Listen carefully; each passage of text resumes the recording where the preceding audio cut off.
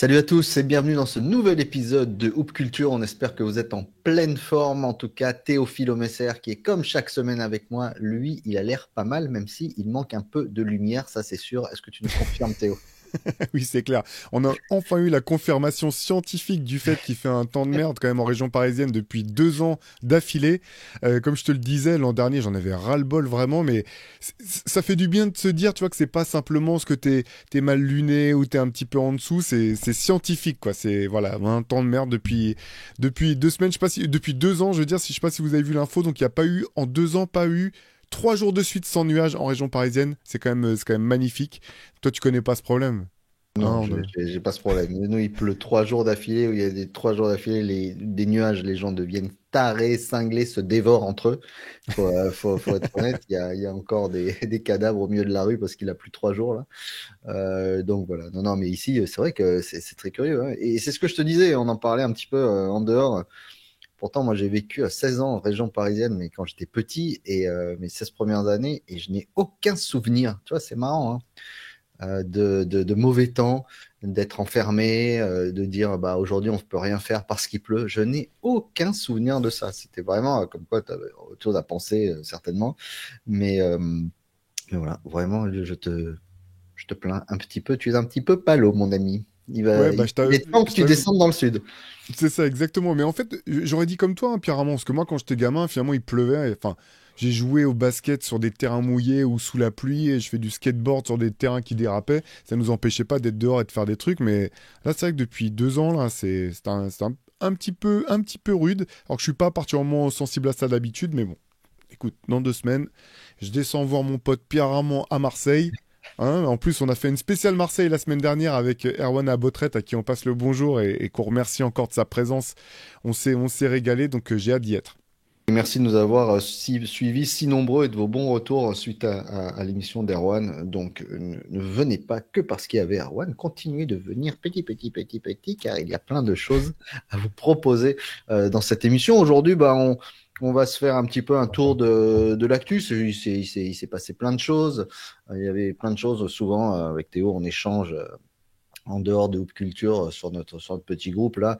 Et c'est vrai qu'on se raconte plein de trucs dans la semaine. T'as vu ça, t'as vu ci. Donc on s'est dit, bah tiens, on va un peu débriefer quelques news.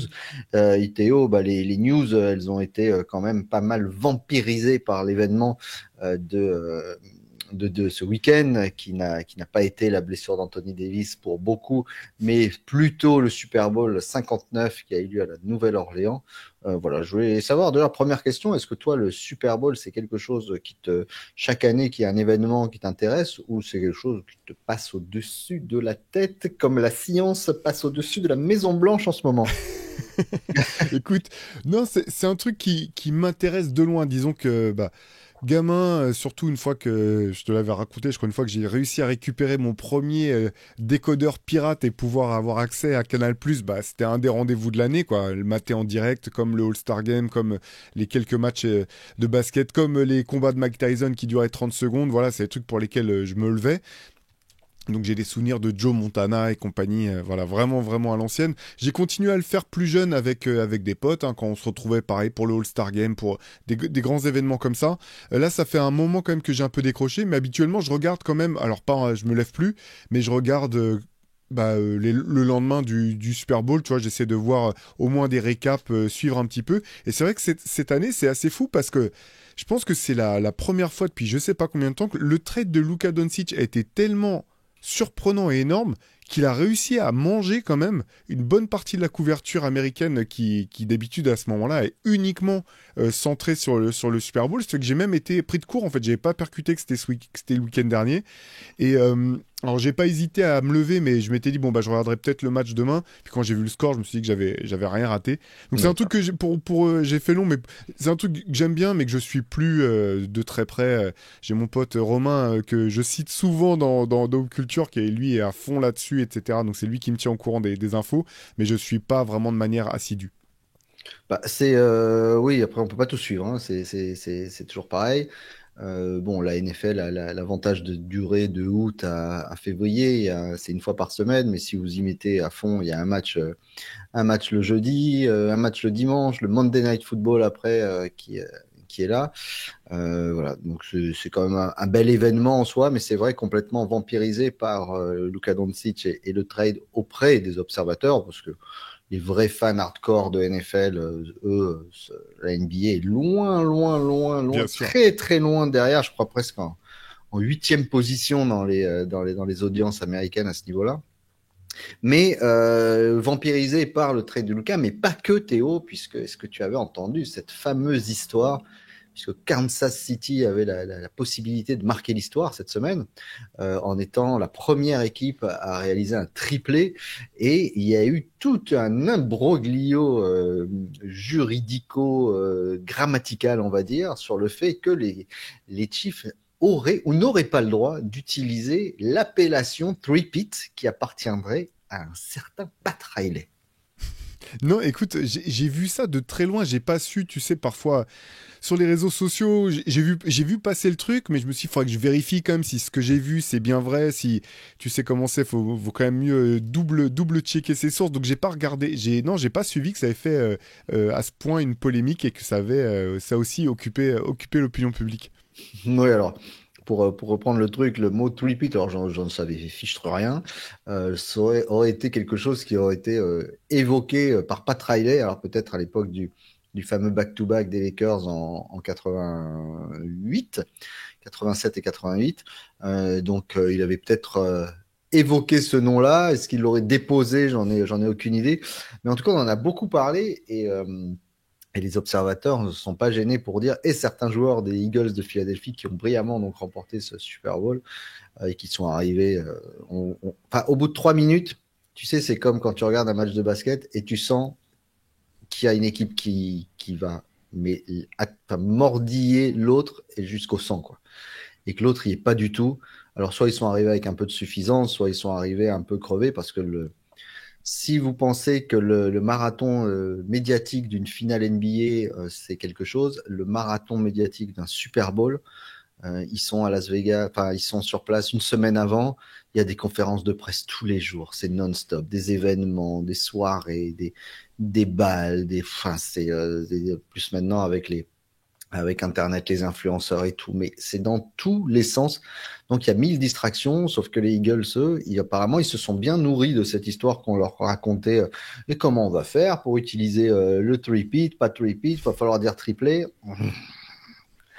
Voilà, ça leur a bien rongé le cerveau et voilà, ils sont arrivés avec une autre force et c'était étonnant de voir le côté un petit peu apathique puisque il y avait aussi il y avait beaucoup de choses qui se jouaient, hein, le fait de rentrer dans l'histoire.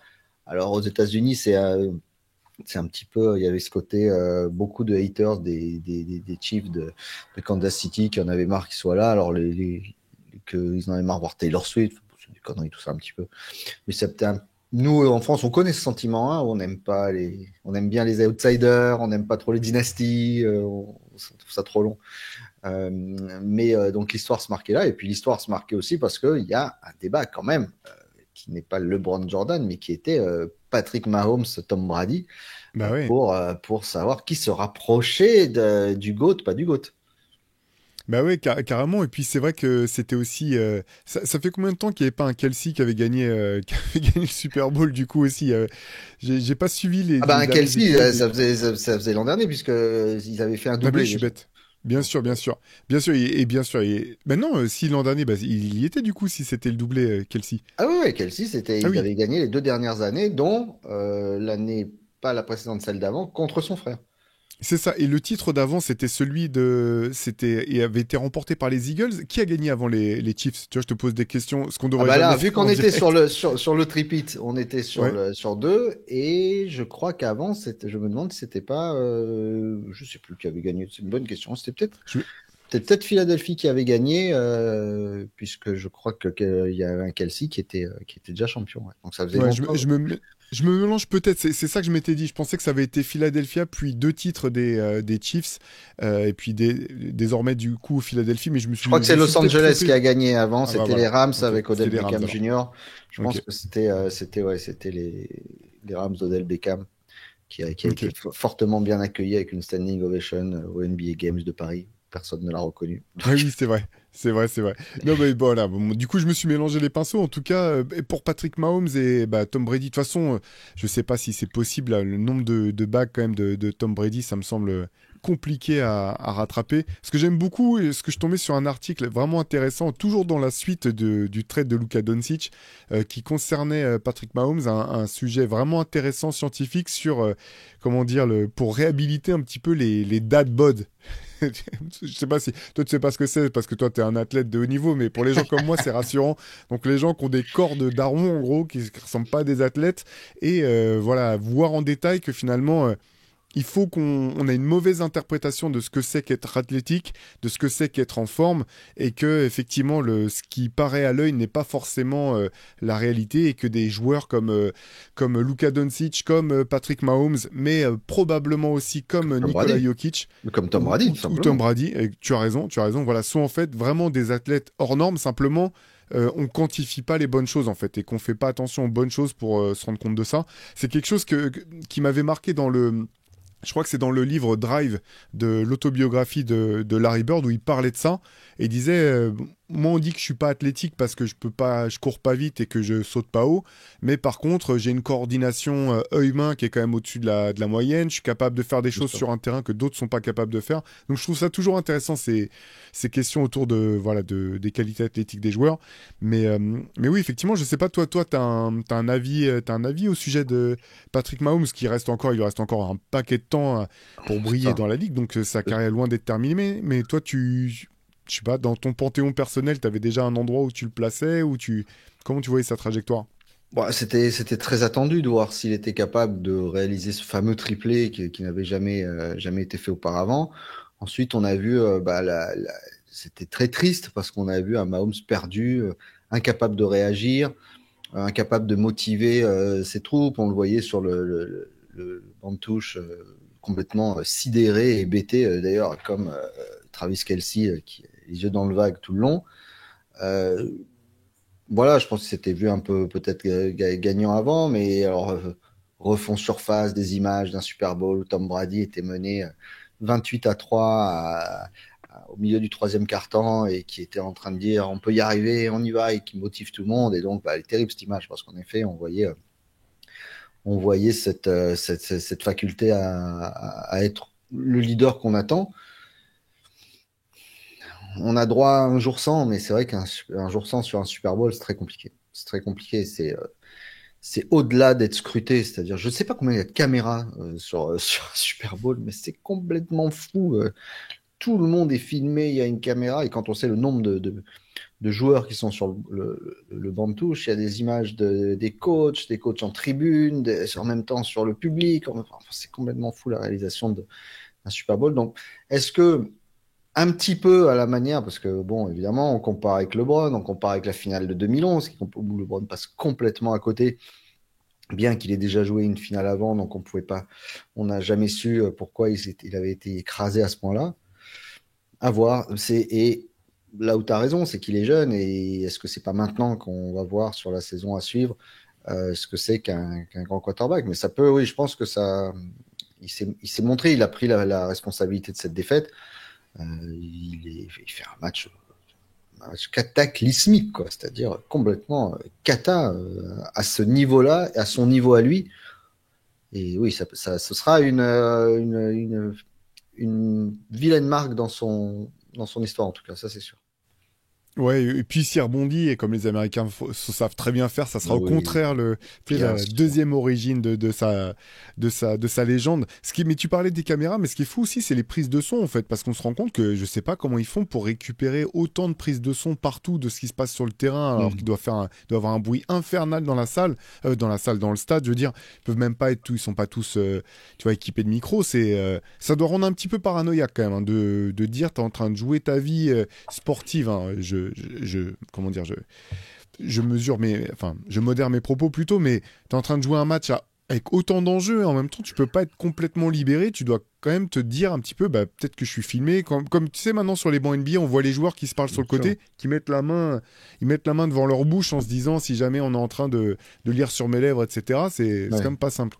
Ouais, puis il y en a beaucoup qui sont mic'd up. J'aimerais bien savoir si le gars qui s'occupe des branchements des fils du Super Bowl, il dort bien le soir, tu sais, il est là. T'es prêt? Attends, ça c'est micro de, non, ça c'est Mahomes. Eh les gars, c'est Mahomes ou c'est Kelsey celui-là? Je sais jamais. Enfin, bon, on va mettre on va essayer, on verra bien. On rigole, mais moi déjà, j'arrive pas à mettre ma caméra quand je fais un podcast de culture, donc j'ose même pas imaginer le bordel que ça doit être. Mais voilà, en tout cas, l'avantage du Super Bowl, c'est que sur les 15 jours qui suivent sortent des milliers d'images en plus. C'est fou, l'impact de ce truc-là. Ils sont reçus après partout, sur tous les plateaux télé. Alors, je peux comprendre après que ça puisse donner des envies à la. Enfin, c'est comme on va dire la Champions League en foot, mais pour eux, c'est une Coupe du Monde. Mais donc, du coup, c'est fou l'enthousiasme qu'il y a, même si c'est tous les ans. Moi, c'est un truc qui me fascine, parce que nous, c'est tous les 4 ans, donc je peux comprendre là l'attente, l'enthousiasme, l'impatience. Alors que là, c'est tous les ans. Donc, bon, voilà, mais Ouais. ils arrivent à bien nous le faire vivre. Et on a vu d'autres images dont on va parler qui nous ont bien plus marqué que le match, bien sûr. Ouais, et puis il y a aussi le côté, le fait, effectivement, que ce soit un match en. C'est sur un match, quoi. C'est-à-dire C'est que même ça. les finales NBA, tu vois, nous, on se passionne pour ça chaque année. Mais là, en plus, tu as la magnitude, c'est sur un seul match. En gros, tu gagnes ou tu rentres chez toi. C'est. Ouais, moi, c'est aussi comme ça, en fait, je pense que moi, je m'y suis intéressé un peu plus jeune, parce que tu disais, c'est le match qu'il faut pas rater. Donc, Bien tu sais, sûr. finalement, je sais même pas si j'avais l'occasion de voir d'autres matchs de NFL quand j'étais gamin, tu vois. Et c'est pour ça que ça m'a autant marqué. Je me rappelle je sais même pas en quelle année c'était, tu vois. Je sais que les 49ers ont gagné parce que c'était avec Joe Montana, comme je C'est te le disais. 89, je crois, Ça 89. devait être quelque chose comme ça. Je me rappelle que voilà, le commentateur avait raconté toute une histoire que Joe Montana était allé voir un petit enfant malade la veille du match qui lui a dit ouais gagne le match pour moi ou je sais pas quoi. Enfin, encore une fois, enfin c'est certainement vrai, mais c'est le storytelling à l'américaine. Moi j'étais tombé, voilà, j'étais à fond. Bien sûr. J'espère que les 49ers ont gagné. Enfin ça avait très bien marché sur l'ado que j'étais quoi. Et puis en plus, les équipements NFL, enfin, je me rappelle, les starters des 49ers Ah oui. rouges avec le pack doré, là, le SF, oh, génial, c'est magnifique, superbe. Encore aujourd'hui, les équipements sont superbes. J'ai l'air très con dans un maillot NFL, je tiens à le dire. J'en avais essayé une fois à New York, je l'ai mis. J'étais avec un pote, il m'a regardé, il a fait. Je l'ai enlevé et c'est mon dernier rapport avec un Ok. textile NFL. Voilà. Ouais, les fameux satinés là, enfin nous ça nous faisait, les blousons satinés NFL, les starters effectivement, ça nous faisait Magnifique. rêver. Hein. C'est vrai que c'était aussi des blousons, enfin en tout cas tu pouvais pas, même si t'en avais un, fallait bien que tu choisisses à quel moment t'allais le porter parce que c'était quand même des blousons assez recherchés qui pouvaient te valoir de te faire dépouiller ou du moins fallait que tu sois prêt à te défendre pour le garder sur les épaules. Mais ouais, ça nous a kiffé ça. Et puis surtout, on avait plus de choix. Je sais pas si tu te rappelles, peut-être que les plus anciens s'en rappelleront aussi. La NBA, il y avait Bulls Celtics, on va dire, enfin même Bulls Lakers, Ouais. Charlotte. C'était les trois qu'on voyait dans les années 90. En NFL, tu avais Redskins, les Lions de Détroit, les Cowboys de Dallas, les Dolphins de Miami. Tu avais 1000 équipes, les 49ers, justement, les Raiders, évidemment. Voilà, donc il y avait vraiment. Moi, ça m'a toujours intéressé la NFL, même si ça va trop vite. Il y a trop de. Dans un monde de stats comme aujourd'hui, il y a trop de chiffres, il y a trop de trucs. Et puis quand tu regardes la Red Zone le dimanche soir chez les copains de Bein, là, c'est commenté, c'est incroyable, mais tous les matchs sont en même temps. Enfin, il y a 4 5 matchs en même temps. Et du coup, tu vois une action, il n'y a pas de ralenti, ça explique pas forcément la tactique, parce que ce qui est intéressant, c'est quand il t'explique aussi comment ça fonctionne. Ça passe à une autre action. Ça va super vite. Au point que moi, aujourd'hui, je m'y perds un petit peu dans les effectifs, à part les grandes stars dont on va parler là, puisque avant de se pencher sur le versant musical du Super Bowl, Théo, tu voulais me parler, tu as vu un documentaire qui t'a pas mal plu sur Netflix concernant un personnage assez particulier en NFL.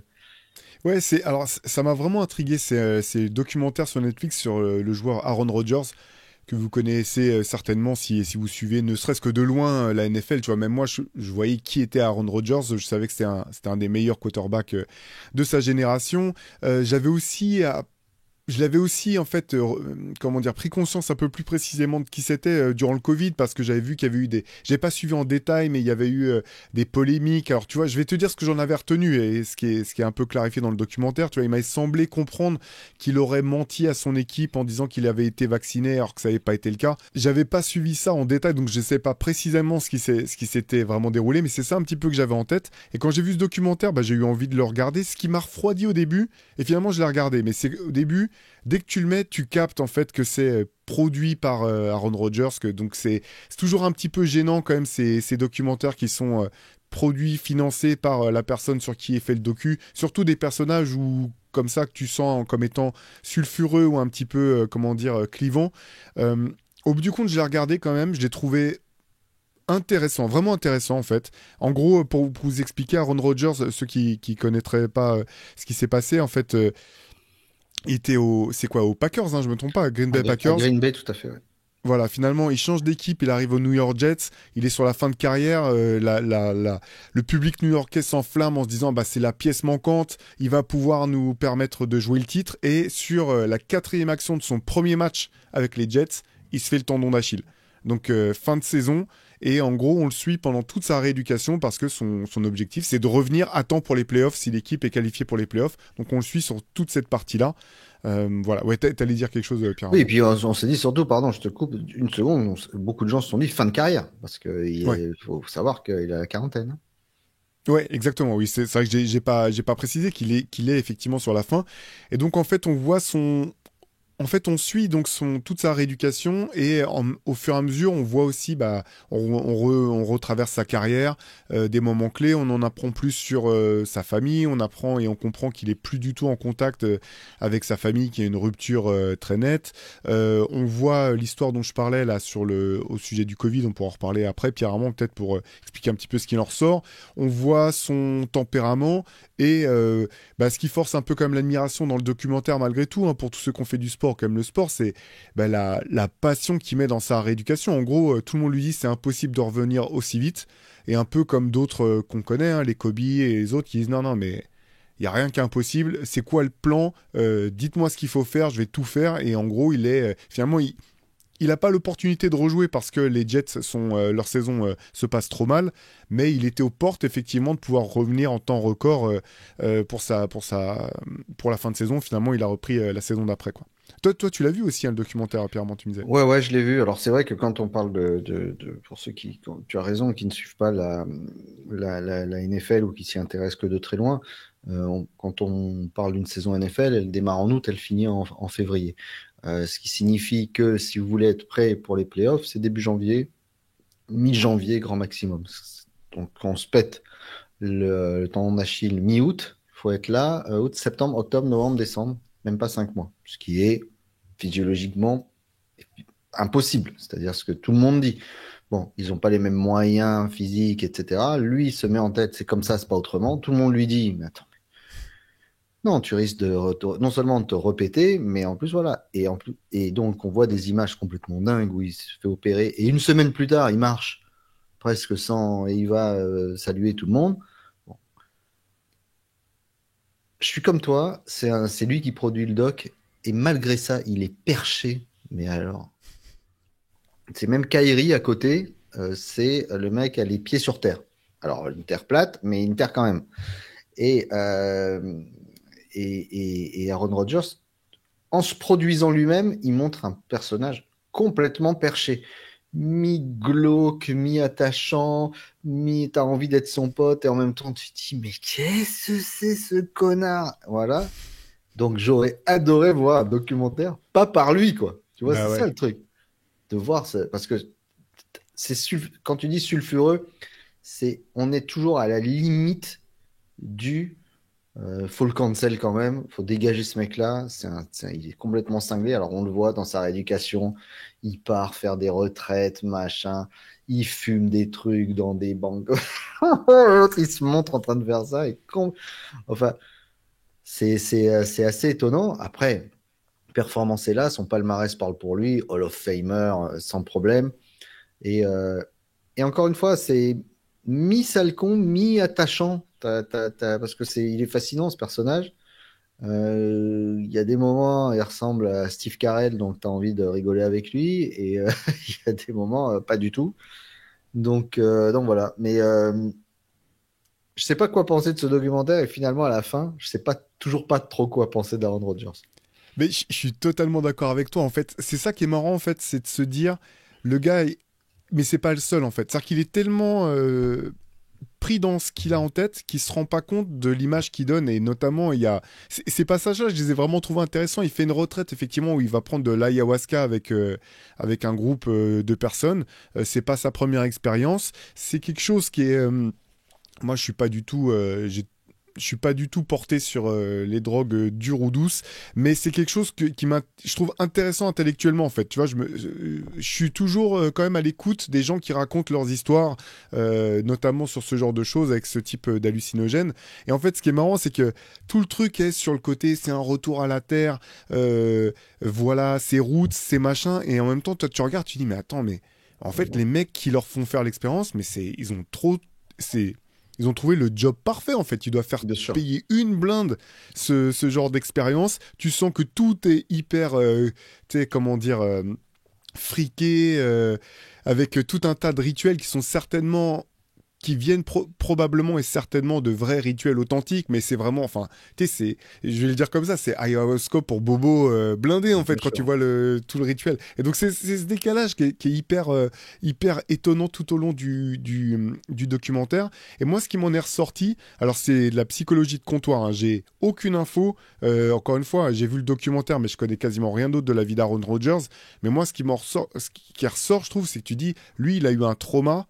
Je sais pas ce que c'est, mais il y a eu un trauma dans son enfance profond parce qu'il y a tout un tas d'éléments quand même qui sont assez Hmm. parlants, je trouve. La rupture complète avec les parents, le fait qu'il ait été élevé dans une communauté religieuse, enfin communauté, non, dans un lieu où la religion était très stricte, des chrétiens très stricts, etc. À un moment, il y a plusieurs moments où il parle de, tu sais, de sa difficulté à avoir comment dire, euh, de l'estime personnelle. Tu vois, pour des gens qui ont des parcours comme ça, souvent, effectivement, il y a ça à la base, mais tu dis, mais là, t'as 40 ans, tout le monde dit que t'es un champion, t'as encore ce problème à gérer. Je pense que c'est quelqu'un qui a eu voilà, un trauma ou un truc jeune. Encore une fois, c'est la psychologie de comptoir. Peut-être vous pouvez me dire, t'y connais rien, mais c'est vraiment la première chose qui m'est apparue dans le documentaire, le premier truc que j'en ai retiré en tout cas. Moi, pour moi, le trauma, ce serait juste d'avoir mes deux bras entre les fesses d'un mec de 180 kilos, de crier Han, Han comme ça, et d'avoir 3 secondes avant de mourir. Voilà. Parce que c'est ça, hein. T'as 11 gars qui sont prêts à te tuer, mais à te tuer réellement. C'est-à-dire, toi, tu prends l'impact sur un sac NFL, tu meurs sur le coup. Donc, je pense que c'est le job le plus horrible dans le sport, un des spots les plus durs qui soit. D'être quarterback, c'est-à-dire, en plus, tu prends la responsabilité d'une victoire ou d'une défaite au-delà de tout.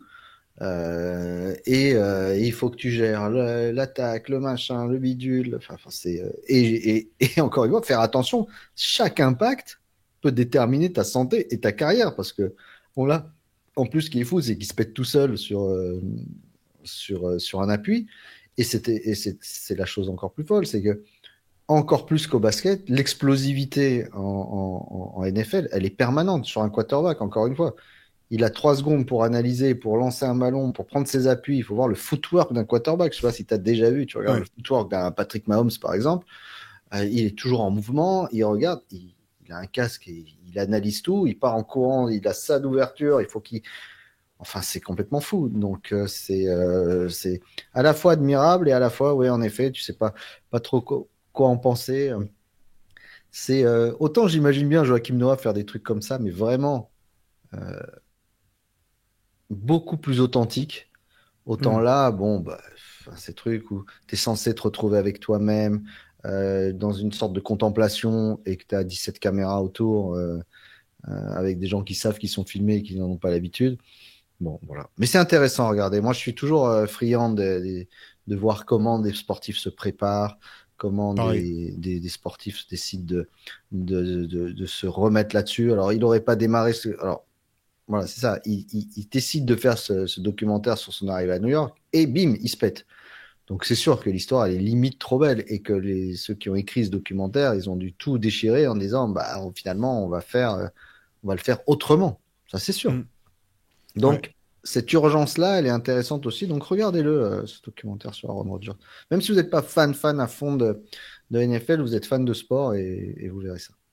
Ouais, ce que tu disais tout à l'heure, tu sais, sur la dureté du poste, moi, ce que je trouve fabuleux, mais c'est pour le quarterback comme pour le receveur, en fait. C'est comment, pour le quarterback, t'as besoin d'être totalement relâché au moment où tu lances la balle pour qu'elle arrive à destination. C'est comme des lancers francs. Tu peux pas faire des lancers francs en étant contracté.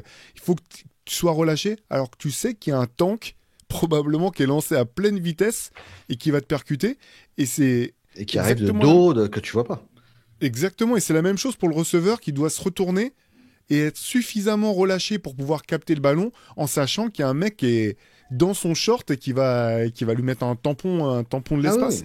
oui. C'est impressionnant, vraiment. Ah bah c'est très impressionnant. Et puis surtout, la faculté de création dans un sport où tout est écrit au millimètre. C'est-à-dire que normalement, Mahomes, il est capable de faire. Il pourrait jouer les yeux. Quand on dit jouer les yeux fermés, il pourrait jouer les yeux fermés, avoir son truc, faire deux pas à droite, lancer et entendre la balle qui arrive dans les bras du gars qui a couru les yeux fermés, qui a pris sa route et qui l'a pris. Donc c'est fascinant. Mais c'est ça qui est fascinant dans ce sport, c'est la dimension tactique qui est folle, que ce soit en attaque ou en défense, attention, et en défense, la dimension tactique qui est folle et la créativité. Et bon, je parle même pas des qualités athlétiques, ça n'a aucun sens. Ouais. Ça Mais c'est, je pense que encore plus que la NBA, c'est les qualités athlétiques de ces joueurs-là. Quand tu vois Saquon Barkley qui saute à l'envers par-dessus un gars qui fait 1m90 ou 95 qui arrive pour le tuer pareil, bah, il a la présence d'esprit de se retourner, de le voir arriver, de prendre l'élan, de sauter par-dessus, de replier les jambes, et en même temps, quand il retombe, de se retourner, de repartir. C'est fou, on se rend pas compte. Moi, Ouais, non, t'as complètement raison. Et sur les documentaires sur la NFL, moi j'ai adoré la série All or Nothing qui est sur Prime, je crois. bien Il y en a sûr. sur plusieurs équipes de NFL. Je les ai toutes matées, je les ai dévorées. Je trouve qu'elles sont vraiment très bien fichues, quoi. T'es vraiment dans les coulisses d'une saison de NFL. Il y en a sur d'autres sports, il y en a sur le foot, il y en a sur le rugby aussi, de mémoire. C'est vraiment une série de documentaires qui valent le coup aussi.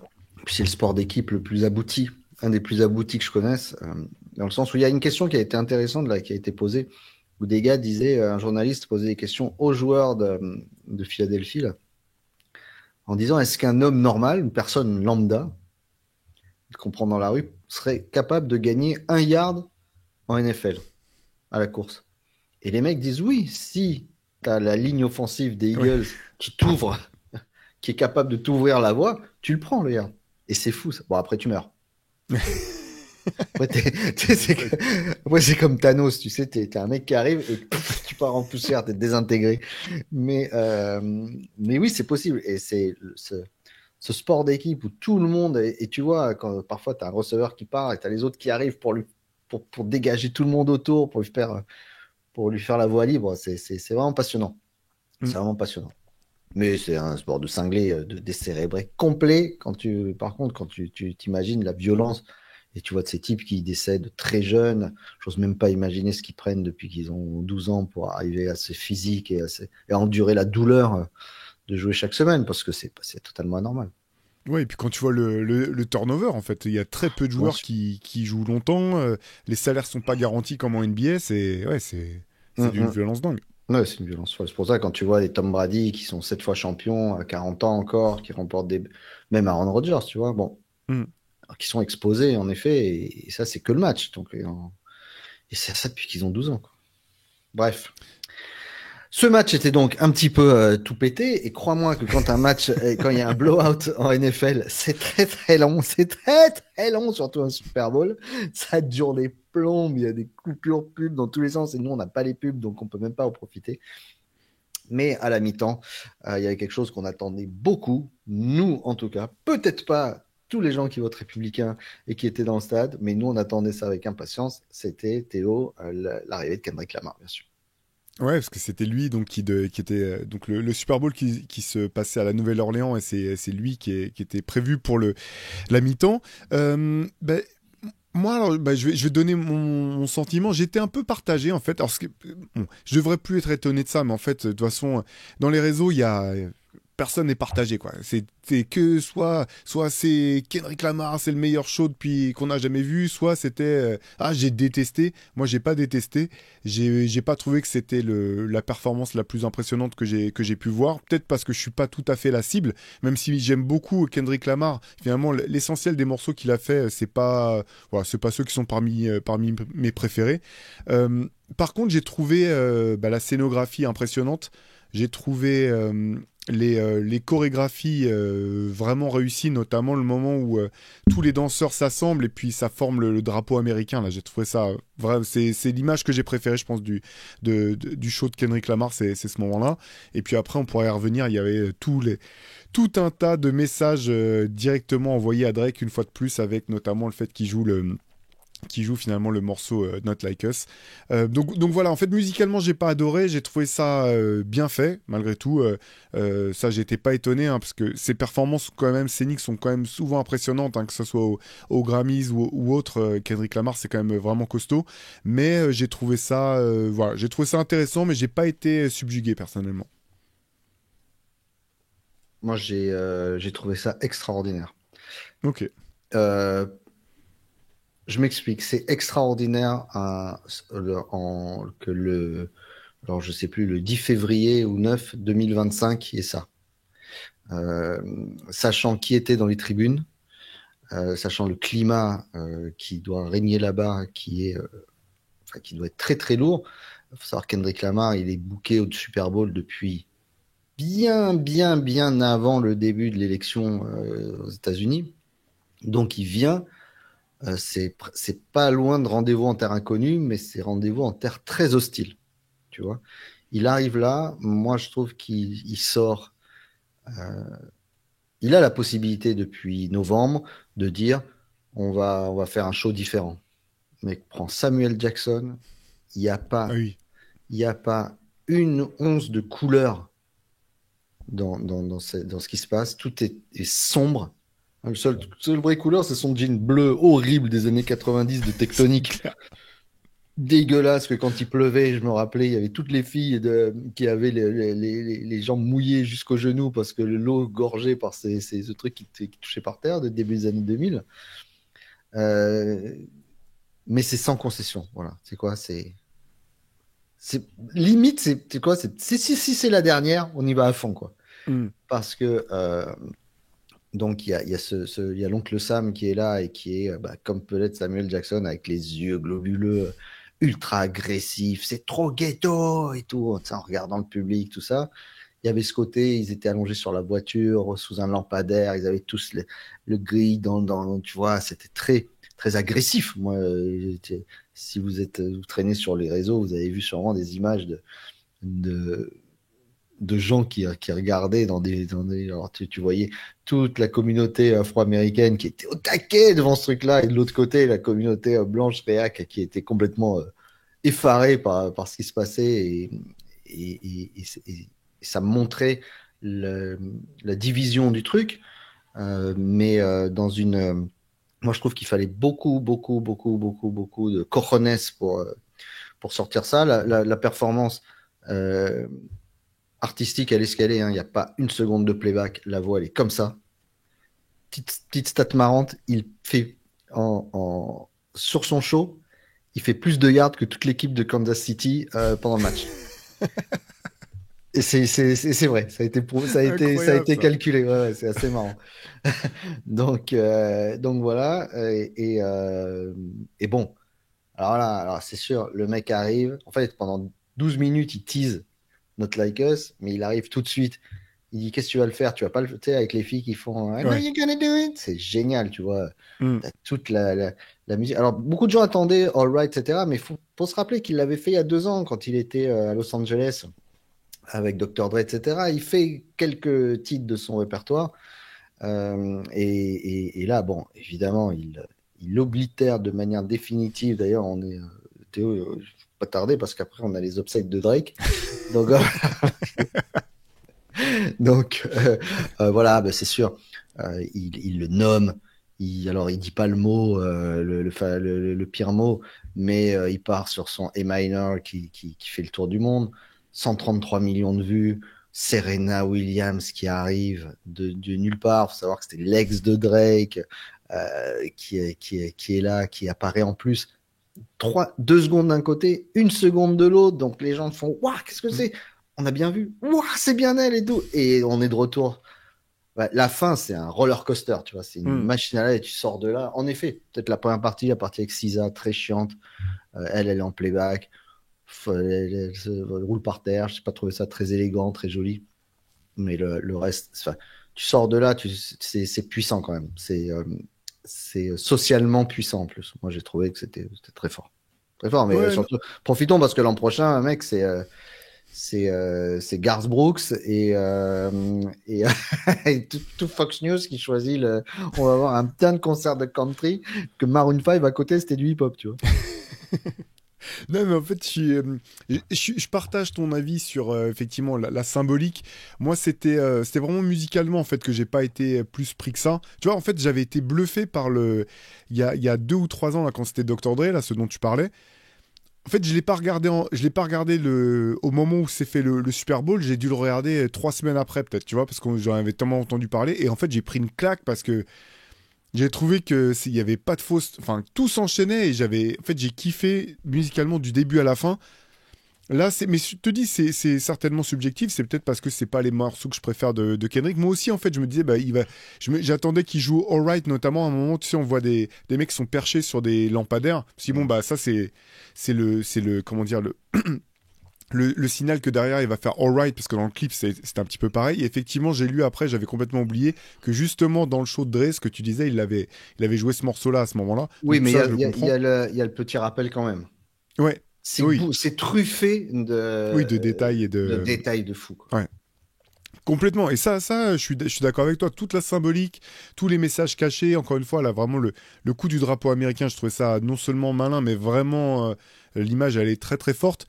C'est juste, ça m'a pas tant parlé que ça personnellement sur l'aspect musical. Je parle pas de la symbolique et de la signification. Tout ce que tu as dit, Pierre, ça me semble très vrai. C'est juste que j'étais peut-être un peu moins la cible parce que ça, quelqu'un nous a demandé ce qu'on avait parlé ce qu'on avait pensé de son dernier album. Je sais pas si toi tu l'as écouté. On en a Oui, pas bien sûr. parlé ensemble.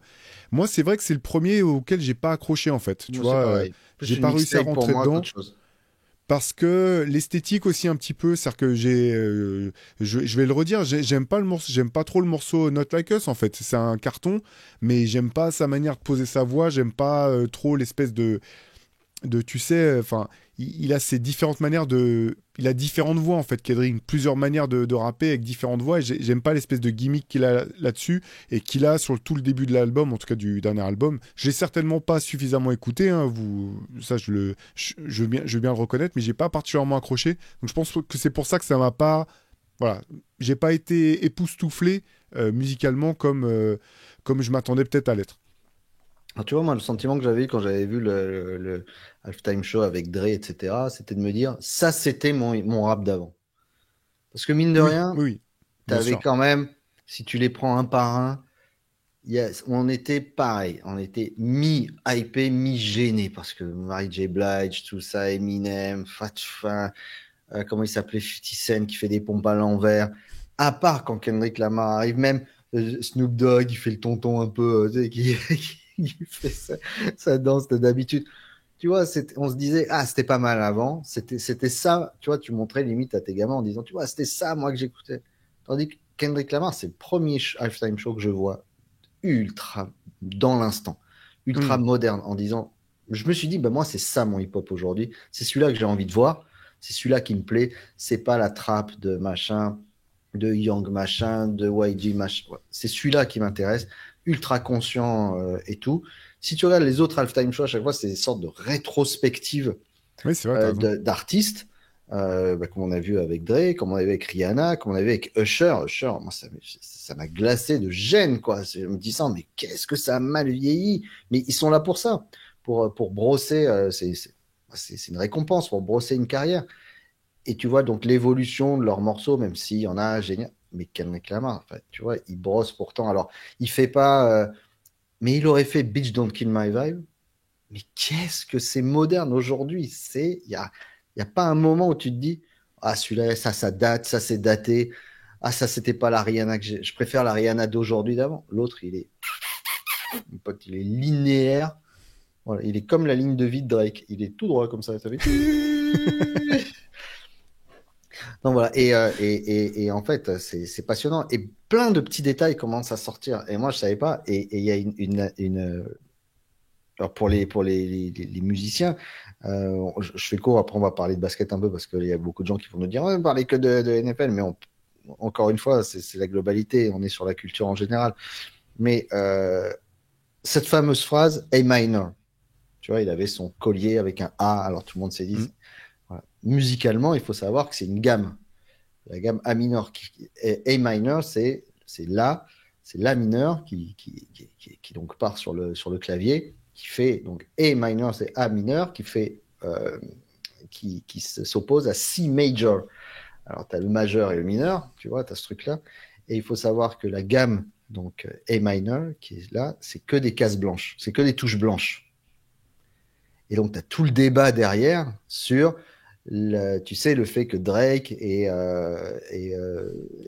trop blanc par rapport à... Donc, tout, enfin, c'est tellement dans le détail que je pense que dans encore 6 8 mois, on découvrira des trucs de show et on dira, oh putain, c'était quand même très, très, très fort, tu vois.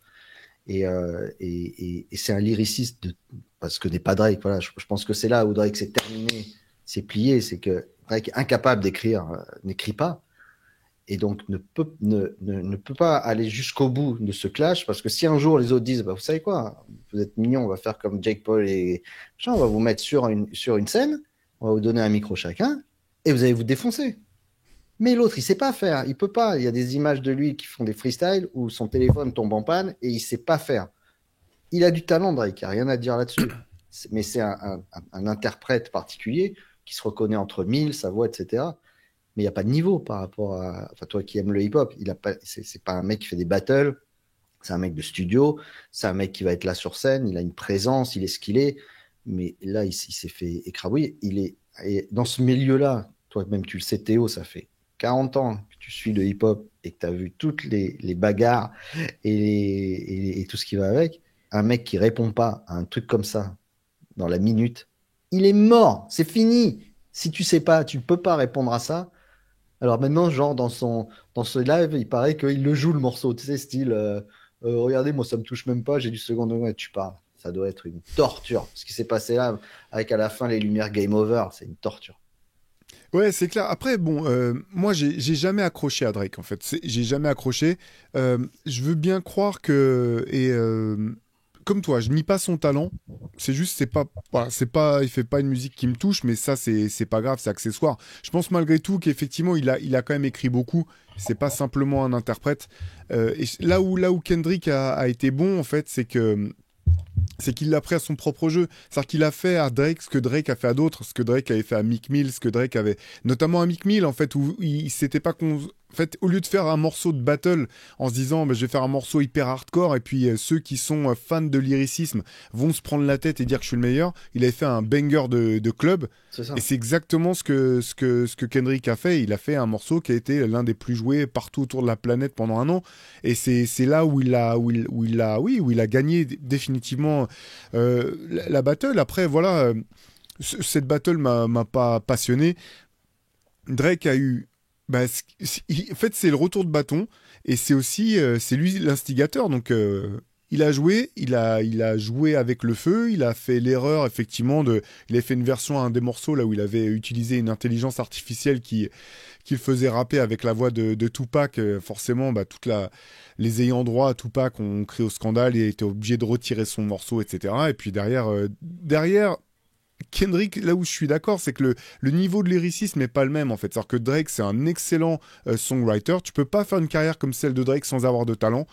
C'est un mec qui a du talent, c'est un mec qui sait écrire des chansons qui marchent, c'est un mec qui s'en est très bien sorti dans plusieurs battles par le passé, même si voilà, Pusha T avait aussi clos le débat dans leur embrouille, mais pour moi, c'est pas une écriture de ce que j'en perçois qui va aussi loin que celle de Kendrick, qui fait qu'un album de Kendrick, tu tu peux pas l'écouter une semaine et passer à autre chose en fait. C'est-à-dire que c'est le genre de disque où tu vas y revenir même 3 ans plus tard et te dire ah mais j'avais pas capté cette C'est ça. référence ou C'est j'ai très pas fort. compris que cette phrase pouvait avoir ce sens-là aussi. Et là on parle pas simplement de battle ou de faire des chansons qui fonctionnent. Il y a effectivement un fond social qui est important, qui est intéressant. Moi c'est vraiment cette dimension-là qui me plaît avec Kendrick et même je vais être 100% honnête avec toi, tu vois. L'album que je préfère, c'est To Pimp a Butterfly de Kendrick Lamar.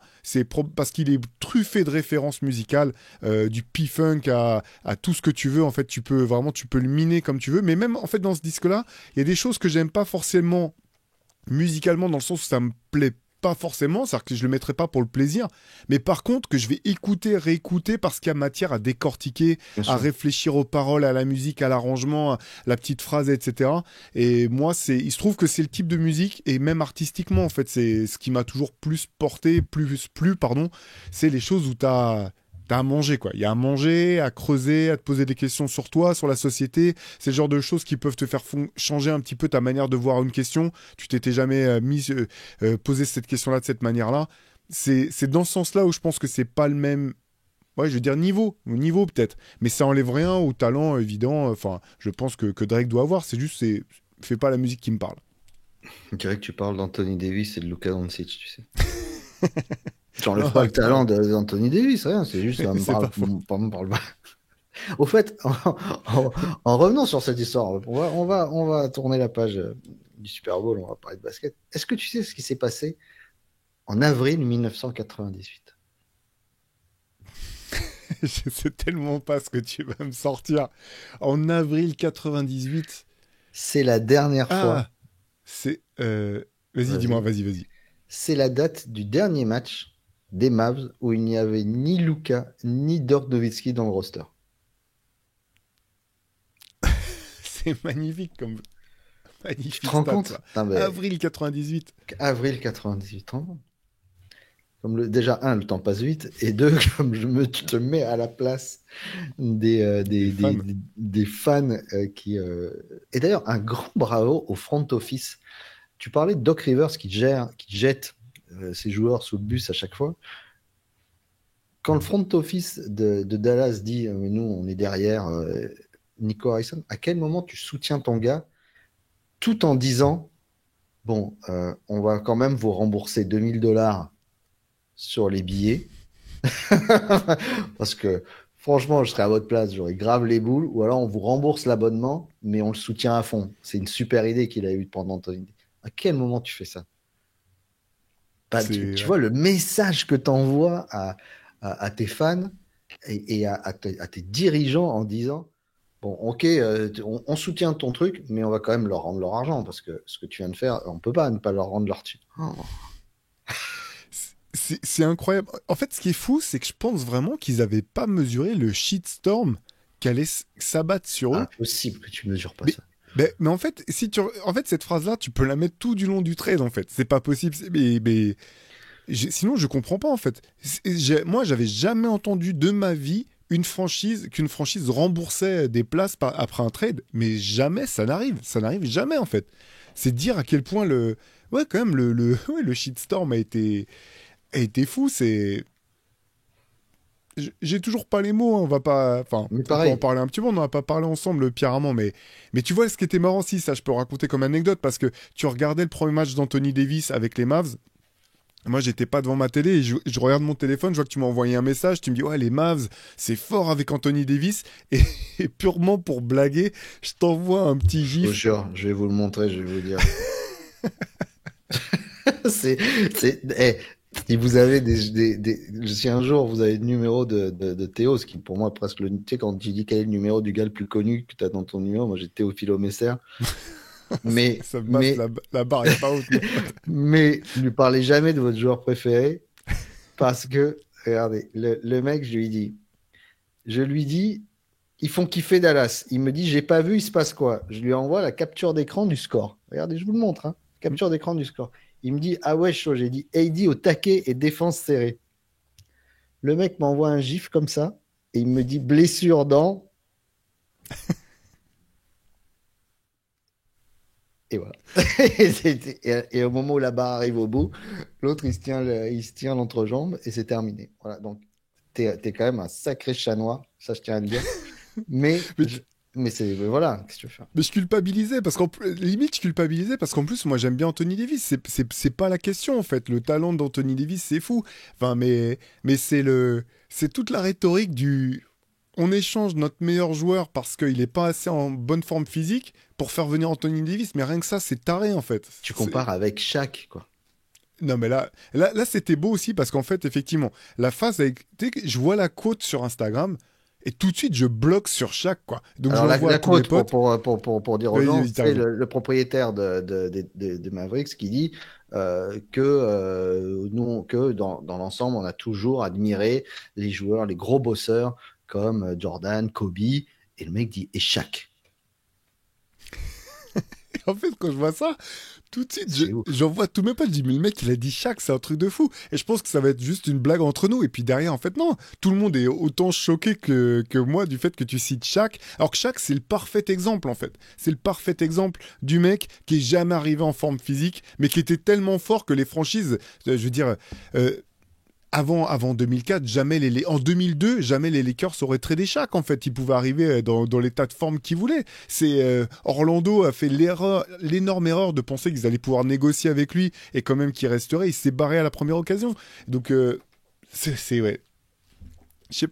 sais pas quoi dire aux fans des Mavs, hein. En plus, c'est une équipe que j'aimais bien. Et tu sais, le pire, pire amant, c'est que moi, je pensais qu'elle allait être très dangereuse cette année. Et j'aurais pas été surpris du tout que les Mavs, s'ils arrivaient au playoff avec leurs joueurs, tu vois, que les problèmes de blessures soient réglés durant la saison et si ils avaient eu leur équipe au complet au début des playoffs, mais c'est une équipe qui pouvait très bien aller jusqu'en finale NBA dès cette année. C'est.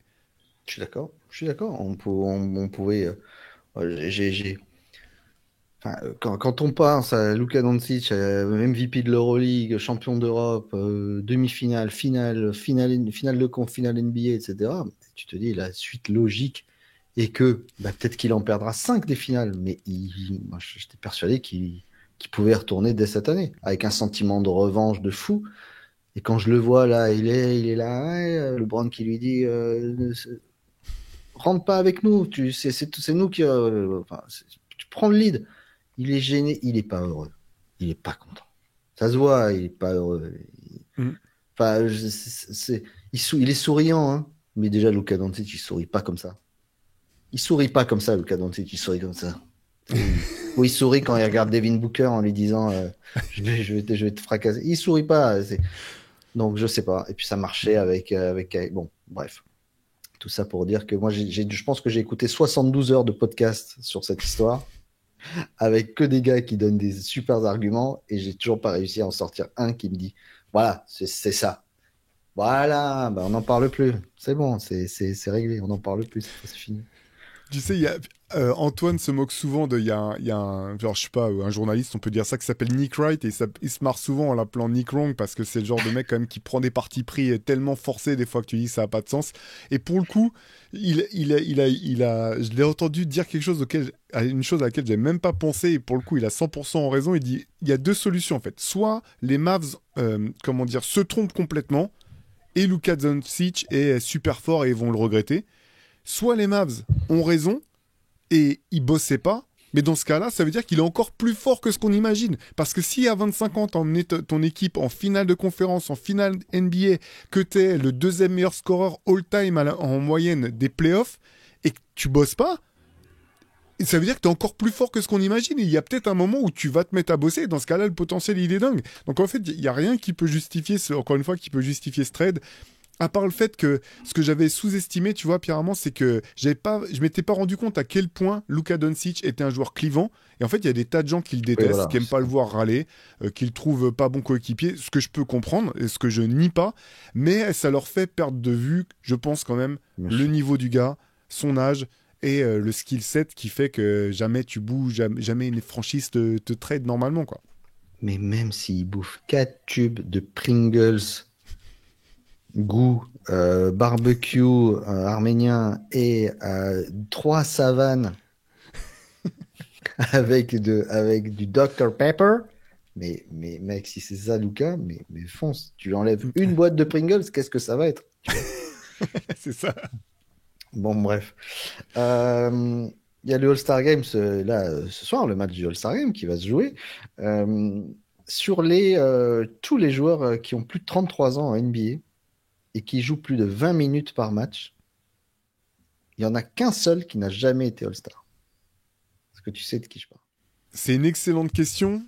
Et là, je trouve pas la réponse, vas-y, tu es. Il porte le numéro 3 d'une équipe dans une ville où il y a eu un événement sportif important la semaine dernière. Attends, donc il joue c'est CJ McCollum, Ouais, c'est ça. c'est ça? Le seul joueur parmi tous ceux qui ont plus de 33 ans, et ils sont un paquet maintenant, Ouais. a joué plus de 20 minutes par match qui n'a jamais été All-Star. Il aurait mérité. Tu veux dire cette année ou à un En moment général, en général, ouais. tellement sous-coté, tu vois, à mon sens. Ouais, c'est clair. On- D'autant que son ancien coéquipier Brandon Ingram l'a bien été une année, donc CJ McCollum aurait pu l'être aussi, largement. Exactement. D'ailleurs, j'étais surpris de voir que Brandon Graham l'avait été qu'une fois. Je pensais qu'il l'avait été plus de fois que ça. Tu vois. Et Steven Smith qui a sorti un de ses petits tableaux totalement débile et déplacé comme d'habitude, mais quand même. Il a fait la liste des joueurs qui avaient le plus de pression cette année pour gagner un titre, après la trade deadline. Numéro 5, Jason Tatum. D'accord. Numéro 4, Damian Lillard. En 3, Anthony Edwards. En 2, Steph Curry. Et en 1, LeBron. Et je me disais que tu te dises, mais tu te rends compte le niveau de LeBron James pour qu'à 40 ans, on dise encore qu'il a la pression pour gagner un titre parce qu'un joueur vient d'arriver, un grand joueur vient d'arriver à ses côtés. Donc tu dis qu'en fait, s'il gagne pas, ça pourrait marquer sa legacy alors qu'il a 40 ans. C'est ouf. Enfin, ça, voilà, ça n'a pas, même pas c'est juste que le simple fait d'avoir fait cette liste montre que finalement, il reste, tu sais, il y a ce débat, est-ce qu'il est encore top 10 dans la ligue et tout. Mm. Mais ouais, enfin, tu peux pas le chanter complètement. Bon, il s'avère que les Lakers ont bien montré que son era était terminée là. Parce qu'il n'aurait pas été consulté, parce que on lui a pas demandé son avis, parce que voilà. Mais quand même, enfin, tu vois. Mais là, c'est ce qui pouvait lui arriver de mieux, hein, de toute façon. Bien sûr, je suis d'accord. Parce que de toute façon, moi, c'est ça où je suis pas d'accord avec Stephen Smith, c'est que si ça se passe pas bien, ce sera pas sur lui, de toute façon. On Exactement. va pointer Luka Doncic du doigt, on va pointer Rob Pelinka, tout le monde. Alors qu'en fait, dans les faits, que ce soit alors, cette année, je sais pas, ça va dépendre, mais cette année, ils vont être bons. Mais l'an prochain, ça redynamise sa fin de carrière. Parce qu'en fait, je voyais pas d'issue autre que une carrière où tu vas chercher encore des records all-time de points, de rebonds, de passes, ou C'est génial. tu vois, je voyais pas d'autres objectifs pour LeBron. Là, il peut littéralement quand même se dire, bon, bah, il me reste, je sais pas, 2 ans et je veux gagner un titre. Et c'est Oui, pas voilà. fou, en fait. Bon, après, c'est pas lui qui a la pression, hein. C'est pour ça, ouais. Oh, Mm. ça le met pas. On va passer à un morceau que tu as écouté cette semaine, Théo, qui t'a plu. Ouais, c'est un album même. Et ça faisait, je sais pas combien de temps que j'avais pas aimé à ce point un album de rap français. C'est le nouvel album de Flint qui s'appelle Monsieur Julien et qui est incroyable. Voilà, moi j'ai tout aimé du début à la fin. C'est extrêmement bien écrit. Il y a beaucoup de variété dans les rythmes, c'est-à-dire que c'est pas simplement du rap boom bap pour Cadra. Alors le propos, oui, c'est du rap d'adulte, je vais dire. Et il parle de sa vie, il parle de voilà, de ce que c'est d'être un daron, de ce que c'est d'être un fils aussi. Il y a des choses vraiment touchantes sur sa mère et son histoire personnelle. Il y a des trucs un peu plus Ego Trip peut-être, moi qui m'ont beaucoup plu, qui sont super bien écrits avec des prods parfois qui font penser à Daringer, le producteur de West Side Gun, d'autres avec des rythmiques beaucoup plus modernes qui font un peu trap, mais sans jamais... donc déjà prouesse technique, plus magnifique, il y a des punchlines et du sens partout. C'est un album qui est court mais qui est profond et qui mérite d'être écouté. Donc voilà, l'album Monsieur Julien de Flint, c'est vraiment une grosse claque. Et honnêtement, je pensais pas encore que ça serait possible que j'aime autant un album de rap français ou de rap en français comme on veut. Mais j'ai trouvé que c'était un tour, comment dire, C'est vraiment un tour de force et en plus, ça me parle encore plus parce que voilà, c'est un artiste indépendant. Nous, on est dans la presse indépendante. On sait à quel point c'est dur quand tu veux faire les choses à ta manière ou du moins en mettant du sens dans ce que tu fais sans suivre toutes les modes qui passent.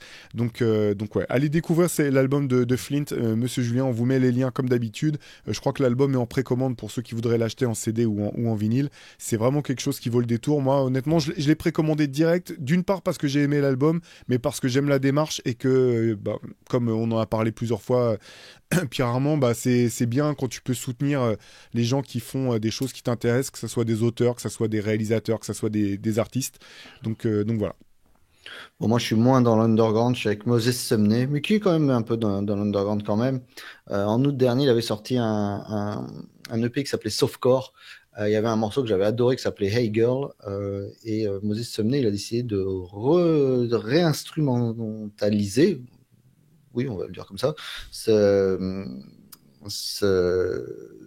morceau et qu'il a appelé Hey Girls avec un S entre parenthèses et il a pris pour ça deux voix que j'adore, c'est Sid de The Internet et Michel Ndediocello, donc c'est deux voix en plus Michel qui avait gagné un prix quelques semaines auparavant, deux voix que j'aime beaucoup et qui donnent une profondeur et un relief à ce morceau, donc Hey Girls cette fois-ci, de Moses Sumney, un artiste que j'aime beaucoup, avec un univers assez sombre et assez complexe. Voilà, donc allez écouter Moses Sumney, Hey Girls, avec Michel et Sid. Parfait. Moi, je vais aller écouter ça. Je connais pas du tout cet artiste, donc je vais aller découvrir ça de ce pas. Ça va Et te plaire. quel est ton coup de cœur, sinon, cette semaine? Documentaire qui s'appelle Triomphe, un documentaire de, je vais que je dise pas d'André Gaines. Voilà, je l'avais noté, je voulais pas mal le dire. Produit de loin par Uninterrupted, la boîte de LeBron, sur Triomphe qui parle de Jesse Owens et des Jeux Olympiques de Berlin, mais pas que. C'est Don Cheadle qui est à la réalisation, il y a Carl Lewis, il y a Noah Lyles, et mais j'étais comme un gosse à qui tu racontes, tu sais, à qui t'as raconté, un gamin à qui t'as raconté, mettons, les Aristochats pendant des années, et d'un coup tu lui montres le dessin animé. Oh! Et là, tu sais, le gosse, oh! Tout est vivant. Et ben là, il y a des archives de vidéos de courses quand il était à Ohio State, de Jesse Owens. Tu as toute la course du 4x100 mètres de Berlin. Tu as des images d'après, de ses fiançailles. Alors, c'était un personnage qui a été instrumentalisé, qui a fait l'objet après-guerre de beaucoup de spéculations, notamment comme une sorte d'arme idéologique, que ce soit contre le communisme, mais aussi qui a porté sa voix. Mais personnage complexe parce qu'il aimait être connu, il aimait la fame, il aimait gagner de l'argent, et donc c'était dans un milieu de blancs. Alors que beaucoup de Noirs américains lui avaient reproché de ne pas être plus proche de la lutte des Martin Luther King, etc. Donc c'est un personnage complexe, une vie complexe, à la fois où il a été adulé, beaucoup décrié, bien malgré lui parfois, dans les deux cas. Et c'est passionnant. C'est vraiment regardez, il y a des images d'archives complètement folles, des intervenants passionnants de sa famille plus tard. Voilà, donc c'est à regarder, ça s'appelle Triomphe et c'est donc la vie de Jesse Owens aux Jeux Olympiques de Berlin. Et où est-ce que tu as vu ça? Où est-ce qu'on peut trouver ça? Je l'ai trouvé sur Canal, sur le bouquet Canal. Ok. Je vais te dire qui le fait. Je vais te dire ça tout de suite pendant que tu proposes ton. Qui est-ce qui produit ça? C'est Planète. Voilà, c'est Ok. Planète qui le distribue. Très bien. Bah, moi, je vais partir sur de la BD. En forme de comic, un produit vraiment un peu ovni, ça s'appelle Cosmic Slop. Voilà, je vous en montre un. C'est des dessins un petit peu à l'ancienne avec très soit comics à l'ancienne avec des imageries à mi-chemin entre, tu sais, les pochettes de Funkadelic Parliament, d'où Cosmic Slop, bien entendu, et aussi avec des personnages comme ce petit fantôme là qui revient très fréquemment dans les premiers graffitis et les graffitis des années 70-80 new-yorkais. Voilà, c'est une collection qui s'appelle Hill Strip, et c'est un dessinateur qui s'appelle Jordan Barry Brown, que j'ai trouvé un peu complètement par hasard sur Instagram. C'est complètement fou, dans le sens où il n'y a pas vraiment de thème précis, c'est à moitié dans l'espace, c'est à moitié tu sais pas quand ça se passe, il y a des références musicales et hip-hop partout, c'est 100% fait de manière indépendante aussi, voilà, c'est le gars qui édite tout ça en auto indépendant. En gros, dans celui-ci, il cherche le vinyle, c'est un peu à la recherche du vinyle sacré. Dans celui-ci, c'est un petit peu une nana qui veut faire qui est une apprentie tagueuse et qui essaie de se venger d'un crew de taggeurs parce ils ont été trahis. Tout n'a pas forcément du sens, mais moi ça m'a plu parce que j'aime bien les trucs un peu en bordel. C'est vraiment, ça me fait penser aux BD qu'il y a à l'intérieur des albums de Parliament Funkadelic où tu comprends pas tout. Il y a beaucoup de références à décoder. Voilà. C'est mon coup de cœur de la semaine. Je vous mets le lien, c'est téléchargeable sur son site internet directement. Et si vous aimez bien les œuvres graphiques qui sortent de l'ordinaire, je trouve ça très bien. Cosmic Slop, à voir ça. Eh ben, merci Théo pour ce bel épisode de Hoop Culture qui a été très dense et on vous a raconté plein de choses. On a parlé d'autres choses que de basket cette semaine. On continuera à parler de basket et la semaine prochaine. Le Hoop Culture, vous le retrouvez sur la chaîne YouTube Basket Session, sur toutes vos plateformes de streaming et même sur la bande FM si vous êtes sur Marseille, sur Radio Grenouille. Quand Théo viendra, il aura le plaisir de se mettre sur le 88.8 et d'entendre sa douce voix. Théo, bonne semaine à toi. On retrouve le CQFR, ce à quoi il faut répondre, et puis le podcast du lundi, bien sûr. Et on vous souhaite un excellent dimanche et un bon All-Star Game si jamais vous avez à la fois le plaisir, le courage de regarder ce qui va se passer. Mais ouais, ça devrait être pas mal. Ciao à tous. Salut.